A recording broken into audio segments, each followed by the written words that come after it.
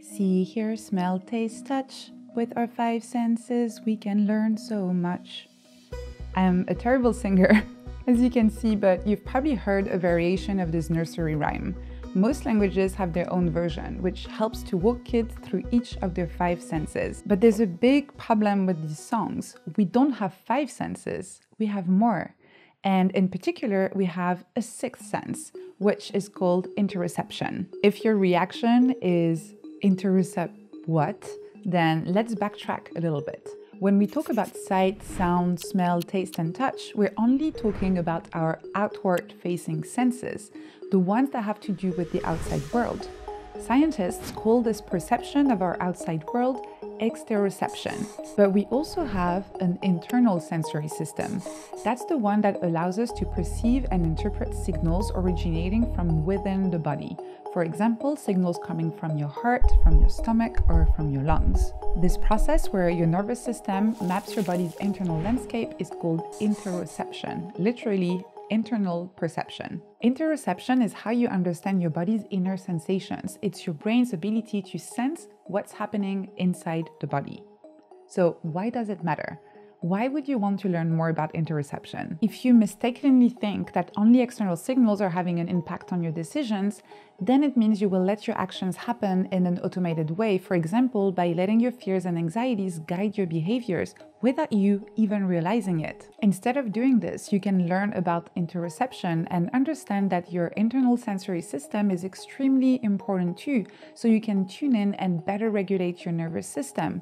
This will help you live a life that feels calmer and more connected to yourself and to the world. So let me give you 3 keys to understand interoception. I've read a bunch of research papers, so you don't have to. And those 3 keys encapsulate what I think is one of the easiest to digest overviews you will find anywhere about interoception. Number 1, interoception can be conscious or subconscious. So, as we've just discussed, interoception includes the processing of internal signals such as your heartbeat, your breathing, and whether you're full or hungry, among many others. We perceive many of these sensations unconsciously. For example, your brain is constantly keeping track of how fast or how slow your heart is beating, even when you're not actively paying attention to your heart rate. But some internal sensations can make their way into your conscious awareness. For example, if you've been on a long run and notice that you're out of breath and your heart is beating fast, or if you feel your stomach cramping before a big presentation, this conscious processing of your internal signals, when these signals come into your consciousness, this is known as interoceptive awareness. And I'll tell you in a second why interoceptive awareness is so important. Number 2, interoception can be trained. Interventions focusing on enhancing interoceptive awareness are still in their early stages, but they are very promising. For example, there was a recent study looking at autistic adults, which is a demographic known to be at increased risk of anxiety. The experiment was simple. There was a control group and a group that did a series of heartbeat detection tasks, where they also received feedback on their performance. First, they did a quick physical exercise to make their heart beat faster, with some light jumping jacks or jogging in place. The goal was to help them notice their heartbeat a little bit more, but not to the point of feeling uncomfortable. Then they did 2 types of tasks. In the first task, they just tried to count their own heartbeat. And in the second task, they judged if their heartbeat was in sync with another rhythm. After each task, they rated how confident they felt about their answers. And then they were told how they did in the tasks. The results were striking. Those trained in interoceptive awareness exhibited a significant reduction in anxiety compared to the control group. And more than 30% of them met the criteria for what's considered a complete recovery from anxiety, just by learning how to be more aware of their heartbeat. Number 3, many factors can shape our interoceptive abilities. For example, traumatic experiences can affect interoceptive awareness, either dulling or heightening your sensitivity to your internal sensations.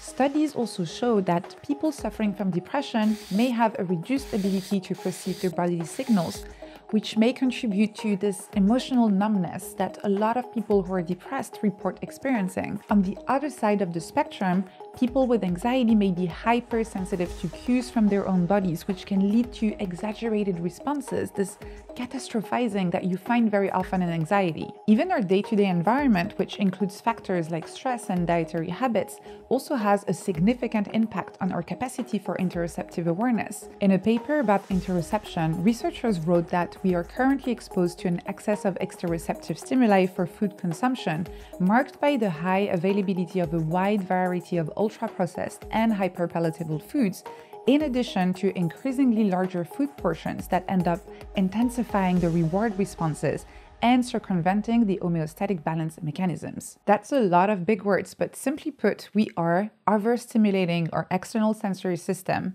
which makes it much harder to listen to our internal sensory system. So these are really the three most important things you should know about interoception. First, it can be conscious or subconscious. Second, it can be trained. Third, it can be affected by many different factors. Now, I just want to give you 3 simple exercises that can help you improve your interoceptive awareness. I've ordered them by level of spiciness. The spicier, the more challenging. Depending on how attuned you feel like you are with your internal sensations, you can either start with the easiest, the least spicy one, and work your way through the spiciest exercise, or you can start straight away with the more challenging one. Okay, so spice level, mild. Body scanning. This involves mentally scanning your body from head to toe. Just sit down in a quiet space and spend a few minutes noting sensations, tensions, or discomforts in each part of your body. Is your throat itchy? Does your chest feel tight? How fast is your heart beating? How's your breathing? Over time, this exercise will help you become better at recognizing your bodily signals, basically becoming better at interoceptive awareness. Now, spice level, medium. Interoceptive journaling. Taking a few minutes every day to jot down internal sensations and emotions can help you create a habit of tuning in to the body's signals. You can even incorporate this exercise into your existing journaling practice. If you're not sure how to get started with interoceptive journaling, I've put together a little guide which is completely free with a list of interoceptive prompts that you can use. So just check out the link in the description below. And finally, spice level, hot. Interoceptive exposure. This exercise consists of intentionally placing yourself in situations that elicit stronger physiological responses and then noticing and labeling the corresponding internal sensations.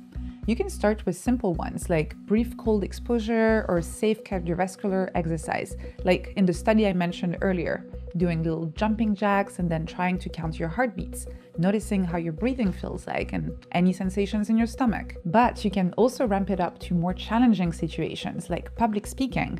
By tuning into your internal signals in situations that put a bit more stress on your body and your mind, interoceptive exposure will help you learn how to better manage your anxiety.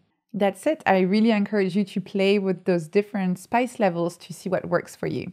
Of course, as with most tools that can help you live better, it takes time and dedication to unlock some of the most impactful benefits of interoception.